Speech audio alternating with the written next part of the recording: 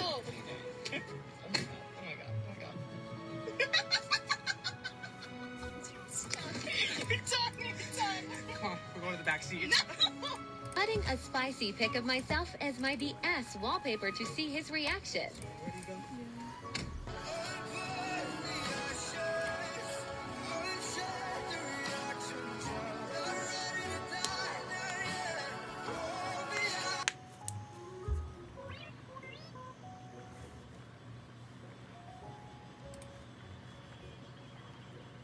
I can't wait to show Remy my new recipe ideas. 5, 4, 3, 2, 1, smash or trash. Part 87, we go back to 2006. Let's go.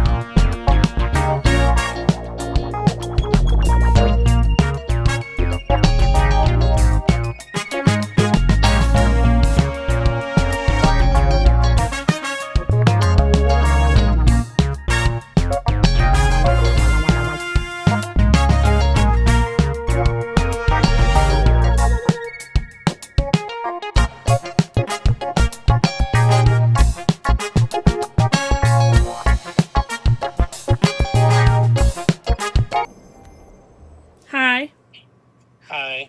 What's up? So I went to go take the thing back to the return the Amazon thing, and then I decided to get my hair cut. And then my grandpa asked me if I could find a quadruple A battery. So then I found the quadruple A battery. I took it back to his house. The battery didn't work. Oh.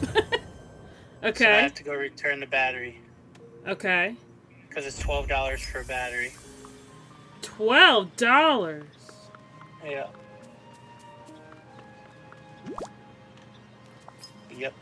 So now I'm going to return the battery, and then I'm coming home. I told my grandpa I'm not coming back here. I'm going home. Okay. And this lady that cut my hair, she's like, "Can I try something new with your hair? I see you do the same thing every time." I'm like, "'Cause I know what I like, bitch." And I said, "All right, I guess, I'll try anything once." And then this lady, she like cut my hair different. Oh gosh. And she said, "Oh, you're gonna go on a hot date with your wife later." She said, "You are a beautiful man." So I'm like, oh my gosh.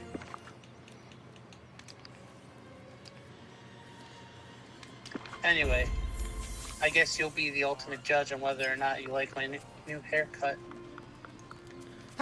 Oh boy. So, anyway, I'm going to return the battery and then I'll be home soon. Okay. Alright, I'll see you in a bit. See you in a bit. Bye. Bye.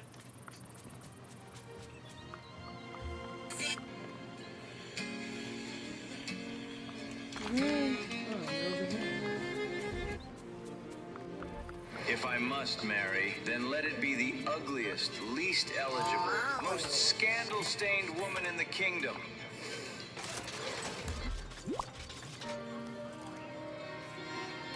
You are all idiots.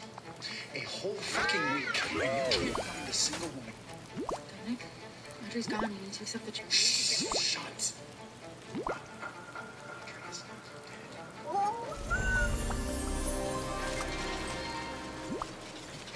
You are all idiots. A whole fucking week, and you can't find a single woman. Audrey's gone. You need to accept the truth. Hello? What are you doing in here? If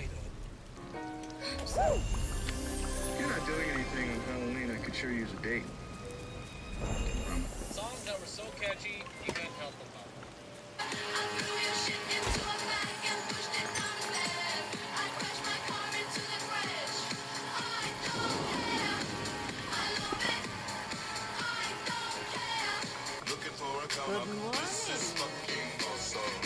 I'm gonna pop some tags and got $20 in my pocket.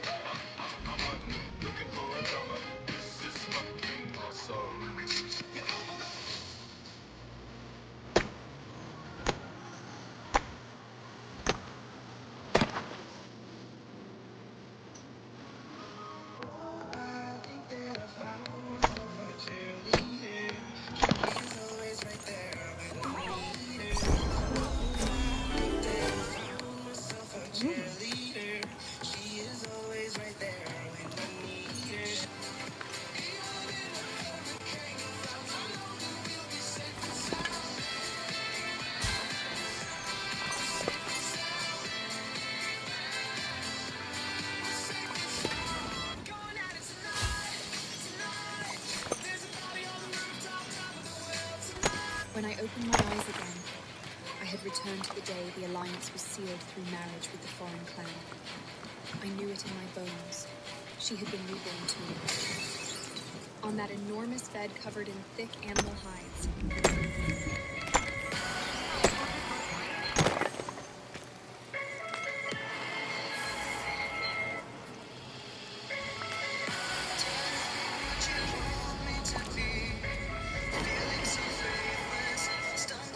My sister demanded I give her one of my twins because I only expected one baby. I gave her a restraining order. My sister Pauline had been trying to have a baby for 7 years. She went through treatments and procedures and spent thousands of dollars and none of it worked. 2 years ago, she and her husband started the adoption process. They filled out paperwork and attended classes and opened their home to inspections. They were on a waiting list that moved slowly. Pauline talked about the adoption constantly. She talked about the nursery she decorated and the names she picked out and how unfair it was that some people got pregnant easily while she suffered. She looked at me when she said that last part. I got pregnant 3 months after my wedding. It happened naturally without any effort. Pauline didn't speak to me for 2 weeks after I told the family. When she finally called, she said she was happy for me, but her voice said something different. She asked if I knew what I was having. I said I was having a girl based on the ultrasound. She asked if I was sure it was just one. I said yes, the doctor confirmed one baby. She said that was good because one was plenty for a first-time mother. I didn't understand what she meant at the time. At my 7-month checkup, the doctor found something unexpected. There was a second baby hiding behind the first one. It happened sometimes with twins when one was positioned in a way that blocked the other on early scans. I was having 2 girls instead of 1. I called my husband first, then I called my parents. Then I called Pauline because she was my sister and I thought she would want to know.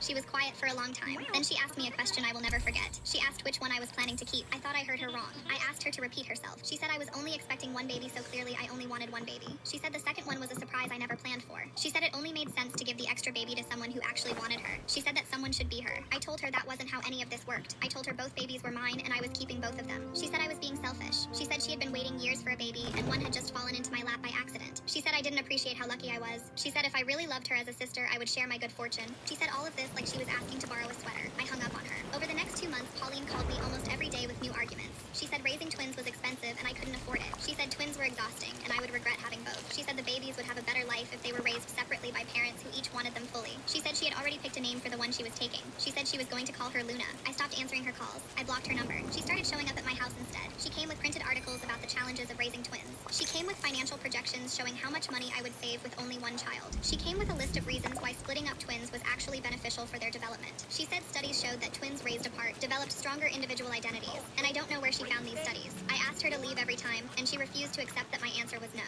My parents tried to stay neutral. They said Pauline was just struggling with her emotions, and she would calm down after the babies were born. They said I should be patient with her because she was going through a hard time. They never told her to stop. Last week, Pauline came to my house again. I was 8 months pregnant and exhausted. She walked in without knocking because she still had a key from when she took Luna home as soon as I delivered. I told her for the 100th time that she was not taking either of my daughters. She said I was being cruel. She said I was torturing her on purpose. She said I got everything easily while she suffered, and the least I could do was share. She said I had always been the favorite, and this was just another example of how unfair our family was. She said I owed her this. She was getting louder with every sentence. She stood up from the table and started pacing around the room. She said she would go to court if she had to. She said she would tell everyone I was an unfit mother. She said she would make my life miserable until I gave her what she deserved. She said she had sacrificed everything for years, and I was going to give her one of those babies whether I liked it or not. That's when I noticed the woman standing in my doorway. She was holding a folder and wearing a lanyard with an ID badge. Pauline hadn't noticed her yet. She was too busy yelling about how I was ruining her life by keeping both of my own children. The woman cleared her throat. Pauline spun around. Her face went white. I just watched my sister try to rearrange her entire personality in 3 seconds flat, but the damage was already done, and I could see it in the woman's eyes. She had heard more than enough. The woman stepped forward and said her name was Adelheid Moody, and she was with the adoption agency that had been working with Pauline and Keith Pollard. She said they listed this address as a family reference, and she was there for a scheduled home environment check. The second she said the name of the agency, it clicked. Pauline had mentioned her caseworker before, back when she still talked to me like a normal person, but she never told me she put my name down as a reference. She never asked if that was okay. Pauline's whole body changed in a flash. She wiped her face and put on this voice I hadn't heard since we were kids, trying to talk our way out of trouble. She said it was just a silly sister argument, and she actually laughed a little, like everything that just happened was a joke. Adelheid looked at Pauline for a long moment. Then she looked at me, at my belly, at the dining table where Pauline had been sitting. Then she said what she just heard didn't sound like a silly argument. Pauline's smile froze. She said they should do this another time because I wasn't feeling well. She was talking about me like I wasn't standing right there. I had spent 2 months being polite and patient and hoping she would come to her senses on her own. I was done. I said actually I felt fine and I would like to talk to Adelheid. Pauline's eyes went so wide I could see white all around them. She moved fast and grabbed my arm and leaned in close so Adelheid couldn't hear. She whispered, "Don't you dare. You will ruin everything." Her fingers were digging into my skin. I looked down at her hand on my arm. Then I looked up at her face and I pulled my arm free. I turned to Adelheid and I told her everything. I told her about the phone call 2 months ago when Pauline asked which baby I was planning to keep. I told her about the daily calls, the guilt trips, the blocked number, the uninvited visits, the printed articles, the financial charts, the name Luna, the clothes and crib Pauline bought for a baby that was never going to be hers. I told her about the threats and the screaming that Adelheid had walked in on just minutes ago. I told her all of it and I didn't leave anything out. Adelheid had her folder open and she was writing the whole time. When I finished, the room was so quiet I could hear the clock on the wall ticking. Pauline was crying, the soft, shaky kind that was supposed to make you feel bad. She said she was just emotional and she would never actually take my baby. Adelheid looked up from her notes and asked if Pauline did or did not say she already prepared a nursery and picked a name for one of my unborn children. Pauline opened her mouth. Nothing came out. She closed it again. The silence said everything. Adelheid closed her folder and said she was going to need to file a report based on what she observed today and what I shared with her. She said the adoption review board would be in contact with Pauline and her husband. Pauline's face crumbled. Her shoulders dropped. She looked at me with so much anger and hurt that for a second I almost felt guilty. Almost. She said I just destroyed her only chance at being a mother. She asked if I was happy now. I said she did this to herself, and I begged her to stop. She grabbed her purse and slammed the door so hard a picture frame fell off the wall, and the glass cracked right down the middle. It was a photo of me and Pauline from when we were little, standing in our parents' backyard with our arms around each other. The crack went right between us. Adelheid turned to me and said that what Pauline described, taking someone's child through pressure and coercion, was something they took very seriously. She gave me her card and said if Pauline contacted me again, I should call her and consider legal protection. After Adelheid left, my phone lit up. It was my mother, Kavya. Pauline had already called her. It couldn't have been more than 5 minutes since she slammed my door and she was already telling our parents her version. I let it go to voicemail. By that evening, my father Dexter had texted saying, "Call us now." I called them back. Kavya answered on the first ring and said Pauline was hysterical, and how could I tell the adoption lady terrible things about my own sister? I told her Adelheid walked in while Pauline was screaming threats at me in my own home, and I didn't plan any of it. Kavya said I didn't have to tell that woman everything, and I could have kept it in the family. I said Pauline had been threatening to take my child, and being patient almost cost me everything. Then Dexter came on and said my sister was in a fragile place and we needed to contain it. I said she told a social worker she was going to take one of my babies whether I liked it or not, and that wasn't fragile. That was dangerous. He said I was being a little dramatic. Something snapped inside me. I said they had never once told Pauline to stop, and now they were calling me dramatic for protecting my children. He didn't answer. I hung up. When Arthur got home, I told him everything. He listened without cutting in, and his jaw got tighter with every sentence. When I finished, he said we were changing the locks that night and calling a lawyer tomorrow. I opened my mouth to say maybe that was going too far, and she was still my sister. But he said she walked into our home uninvited and threatened to take our daughter, and that wasn't too far. That was not far enough. He went to the hardware store that night and changed every lock on every door. Later, my phone buzzed with a message from Keith, Pauline's husband. He said he was sorry about Pauline, and he didn't know she was doing all of this. He said she told him I was on board with giving them a baby. Then another message came through. He said she showed him texts that she said were from me, and he thought she faked them. My stomach felt heavy. Pauline hadn't just been pressuring me. She had been building an entire... This game, Tasty Travels, has me in a chokehold. You merge these little drinks, and you claim them to get... fake story behind my back. She made up text messages and showed them to her own husband to make him believe this was a real, agreed-upon plan. I took a screenshot of every message Keith sent. I called my friend Francesco and laid it all out. He listened to everything and then said I needed to document every single interaction from that point forward and file for a restraining order before those babies came, not after. He said it the same way someone would tell you to lock the door when you hear something outside, not with panic, just with certainty. I knew he was right. That night, I sat at the dining table with a notebook and wrote down everything from the very first phone call. Every voicemail she left, every time she showed up, every article she brought, every threat she made, every time she said the name Luna like it belonged to her. I wrote down the fake texts Keith told me about and what Adelheid saw, page after page, until my hand hurt, and the light above the table was the only one still on in the house. Arthur came in and set a glass of water next to me. He didn't ask me to stop. He just squeezed my shoulder and went back to the living room. The next day, Arthur and I met with his lawyer friend Samson. He read my handwritten timeline page by page. He looked at the screenshots from Keith and picked up Adelheid's card and turned it over in his fingers. Then he said this was textbook harassment, and I had more than enough for a restraining order. He said if Pauline showed up again before the order was filed, I should call the police and not engage. While he was organizing my papers, my phone buzzed with a voicemail from a number I didn't recognize. Pauline must have been using a different phone since I blocked her number. Samson said to play it. Pauline's voice came through calm and smooth, almost gentle, like she was leaving a message for an old friend. She said she had been thinking, and she forgave me for what I did with the adoption lady. She said she knew I was stressed, but she said we still needed to figure out the baby situation. She said she talked to a family mediator, and they said these things could be worked out quietly. She asked me to call her back. Samson tapped the phone screen already trying to create a paper trail that made this look consensual. He said that voicemail was designed so that if this ever went in front of a judge, she could point to it and say she was being reasonable, and I was the one who escalated. He said to file today, not tomorrow. We drove straight to the courthouse. I sat in the passenger seat with the folder of documents on my lap and watched the buildings go by through the window. I started filling out the forms and my hands were shaking, but not because I was scared. It was the weight of it. Every box I checked felt like putting another brick in a wall between me and my sister. A wall I didn't want to build but had to. The clerk behind the counter was patient. She looked through the pages and said the hearing would be scheduled within the week. That evening, Kavya called again. Her voice was different this time, smaller. She said Keith called them and told them about the fake texts Pauline showed him. Then she was quiet for a long time and said she didn't know it was that bad, and she thought Pauline was just talking. I said I told her over and over, and she said to be patient. She started crying quietly and said she was sorry. I let those words sit there for a second. I had waited a long time to hear them. They didn't fix anything, but they were something. Then I told her about the restraining order. Her breath caught. She said against your own sister, and her voice cracked on the last word. I said against a woman who had been threatening to take my child for 2 months and showed up at my house uninvited and faked text messages to trick her own husband into believing I consented. She didn't argue. For the first time in this whole mess, my mother had nothing to say. Later, Dexter called, and all he said was, they should have listened to me sooner. No excuses. No explaining. I said yes, they should have. 2 days before the hearing, my doctor's office called. The receptionist said a woman called that morning identifying herself as my sister and asking about my due date and which hospital I would be delivering at. They didn't share any information but wanted me to know. My blood went cold. I called Samson immediately, and he said to add it to the file because she was attempting to gather information to access me during my most vulnerable moment. That same afternoon, I went to my parents' house to pick up a baby gift Kavya had bought. Pauline walked in while I was there. She stopped dead and then rearranged her face into something calm and fake and said, oh good, I was there and we could finally talk like adults. I said I had nothing to say to her. She called it one misunderstanding. 2 months of threats and fake texts and calling my doctor's office, and she was calling it one misunderstanding. Then Kavya spoke up and said something I had never heard her say before in my entire life. She said Pauline needed to leave me alone. Pauline turned to our mother like she had been slapped. Dexter came in from the living room and told Pauline they loved her, but what she was doing wasn't okay. Faking texts to Keith, calling my doctor, that wasn't struggling, that was something else. Pauline's expression twisted into betrayal. She said Keith told you about the texts and he promised he wouldn't. The room went completely silent. She didn't deny it. She didn't say the texts were real. She didn't say Keith was lying. The only thing she was upset about was that Keith broke his promise not to tell anyone. She was mad at being exposed, not sorry for what she did. Then she said everyone gets to be a mother except her,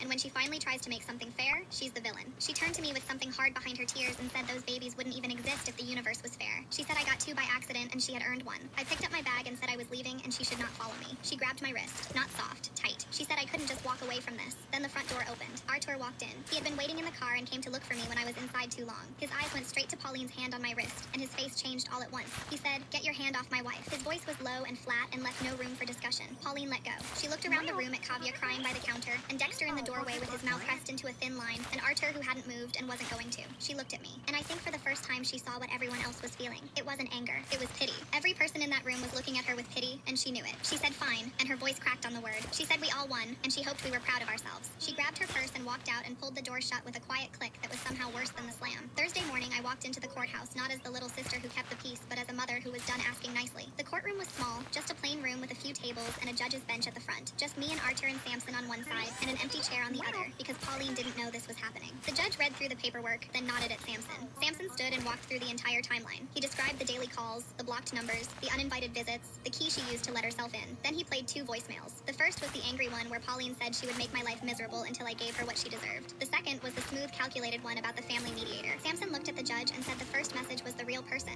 and the second was the performance. Then he presented the screenshots from Keith showing the fabricated text messages. He presented the documentation from my doctor's office confirming the call. He presented Adelheide's contact information and explained that she personally witnessed Pauline screaming threats at me in my own home. The judge picked up each piece of evidence and read through it slowly without any expression on his face. When he finished, he looked at me and said he would like to hear from me directly. I stood up and my voice was steady. It didn't shake. It didn't crack. It came out clear and even like I had been practicing this my whole life, even though I hadn't practiced at all. I said my sister had been trying to take one of my unborn daughters for the past 2 months. She had called me daily, shown up at my home uninvited, threatened to call me an unfit mother, faked text messages, and contacted my doctor's office for information about my delivery. I said I was 8 months pregnant with twins, and I should be preparing for my daughters, not defending my right to keep them. Then I paused for just a second. Not because I lost my train of thought, but because I wanted what came next to land. I said I was asking this court to help me do what my family couldn't. Tell her to stop. The judge was quiet for a long time. He looked at the stack of evidence on his desk. He looked at his notes. Then he said he was granting the temporary restraining order. Pauline was prohibited from contacting me by phone, text, email, or in person. She was prohibited from coming within 500 feet of my home. She was prohibited from contacting any of my medical providers for any reason.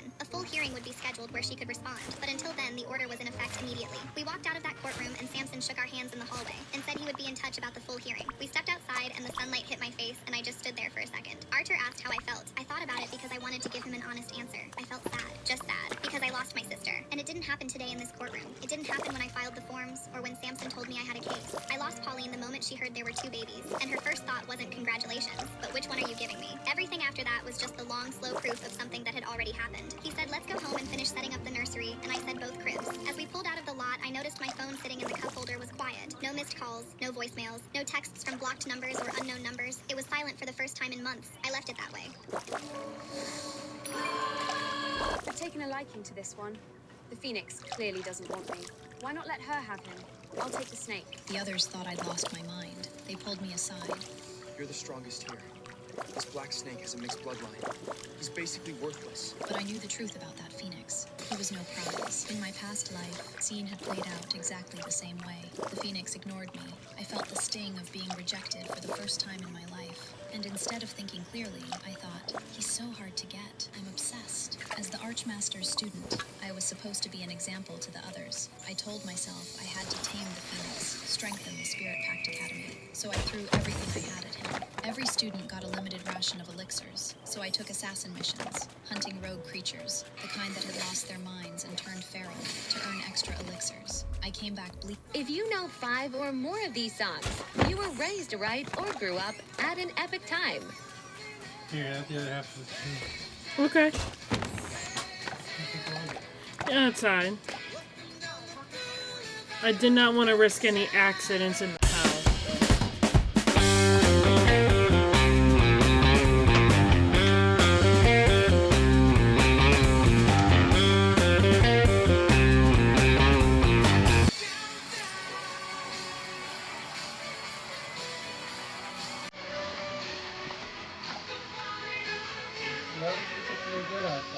I know.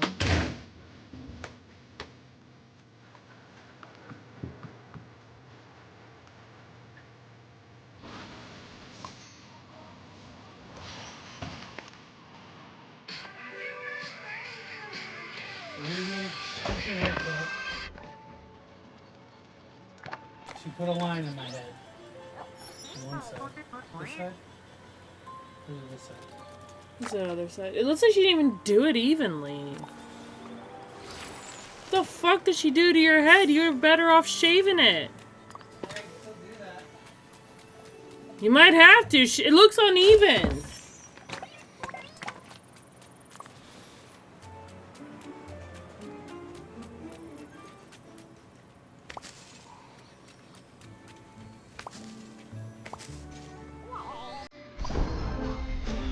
Okay.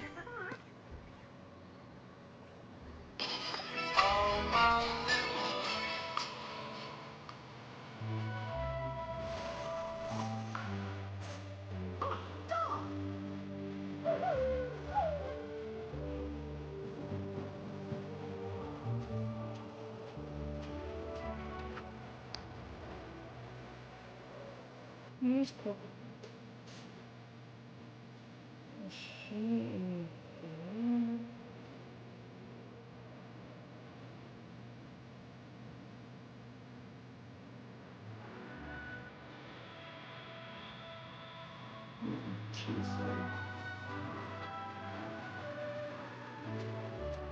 Everything?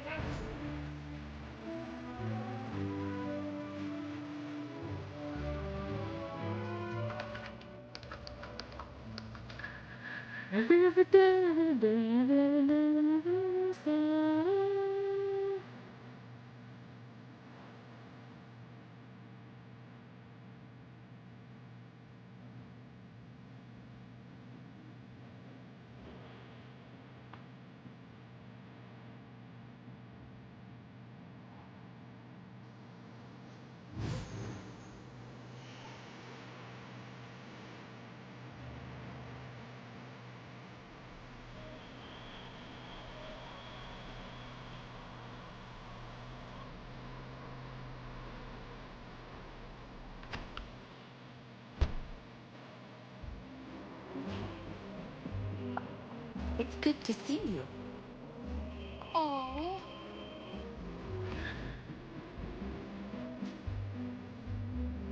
Hello.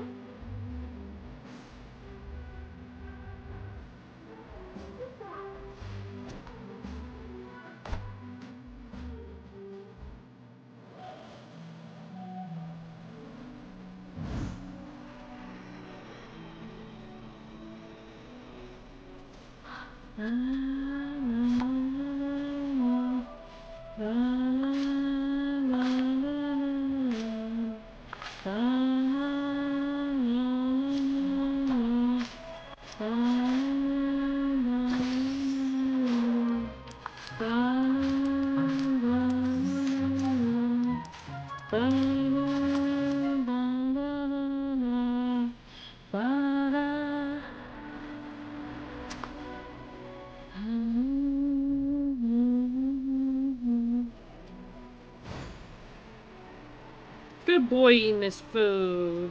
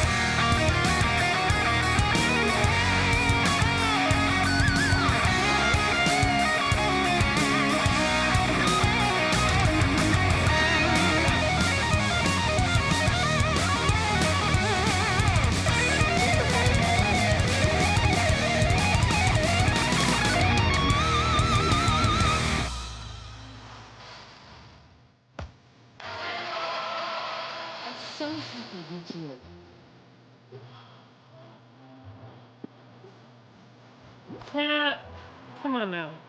That's wonderful.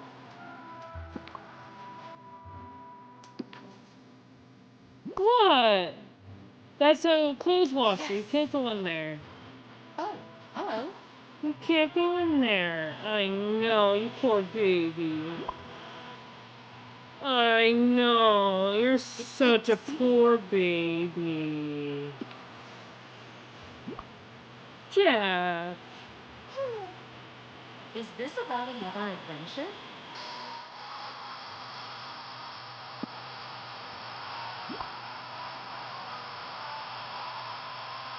Oh, hello.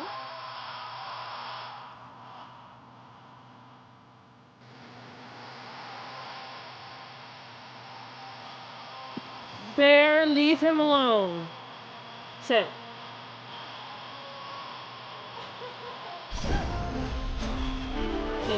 Jack, you pick.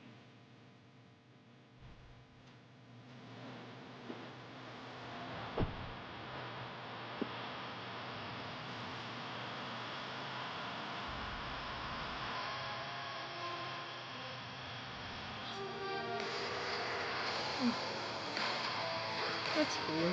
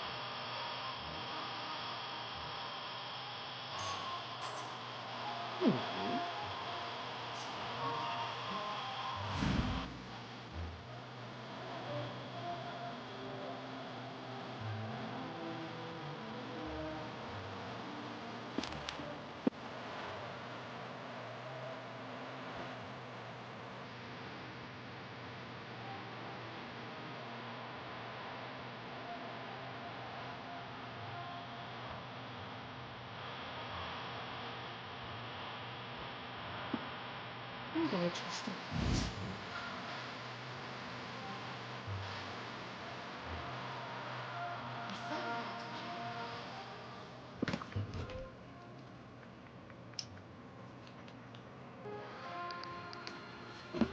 Bear, what are you doing? Hmm?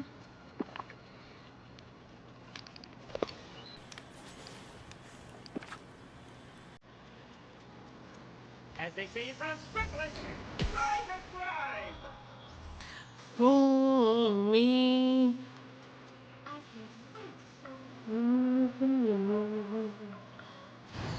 Only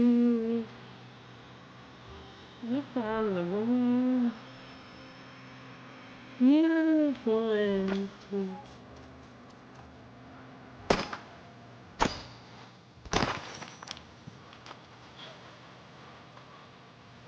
Isn't it?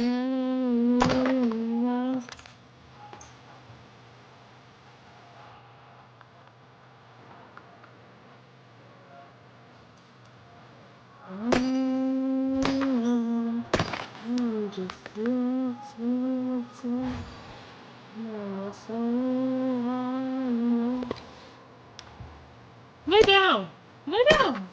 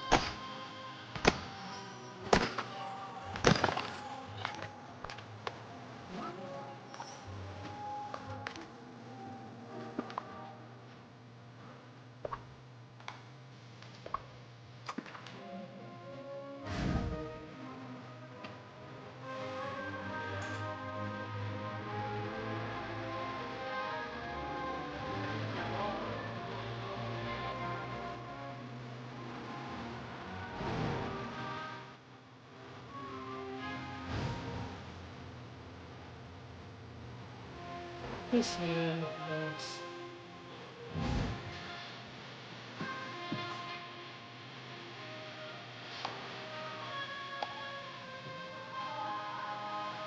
I need a shiny further. I need a shiny blue. Do I not have one?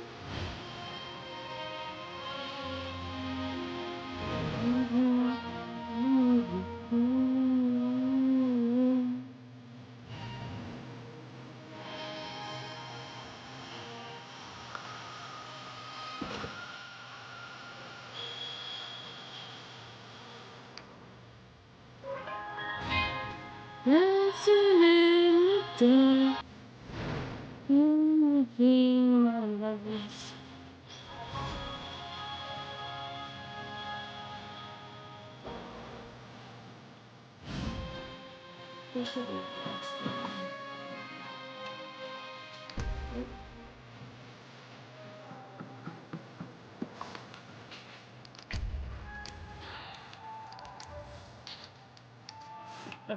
Now, we're going to go to water. Fish.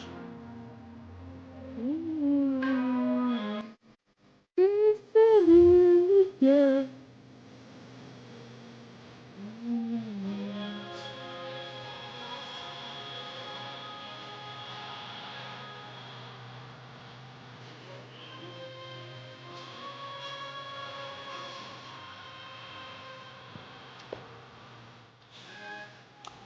Did you know your pastor?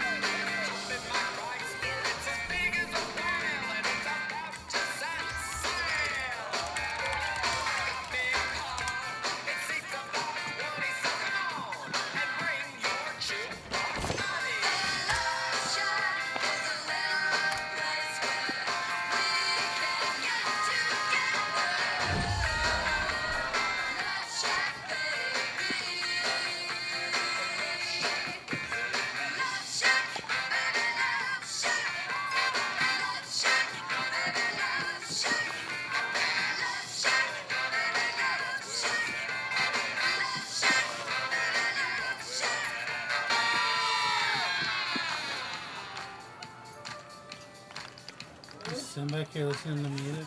Mm-hmm. Dang. This is a harder